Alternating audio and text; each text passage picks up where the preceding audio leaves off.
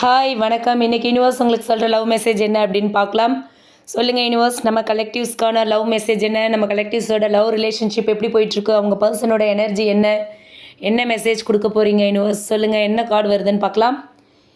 சொல்லுங்கள் universe. King of swords கொடுத்துருக்காங்க. Okay, king of ஸ்வர்ட்ஸை பொறுத்த வரைக்கும் ஒரு தெளிவான ஒரு சிந்தனை, ஒரு உண்மையான கான்வர்சேஷன், உணர்வுகளை விட அறிவுக்கு முக்கியத்துவம் கொடுக்கறது, உணர்வுகளை விட அறிவுபூர்வமாக முடிவெடுக்கிற ஒரு எனர்ஜியை காட்டுற கார்டு. ஸோ உங்கள் பார்ட்னர் உங்களை ரொம்ப ரெஸ்பெக்ட் பண்ணுறாங்க, ரொம்ப மதிக்கிறாங்க.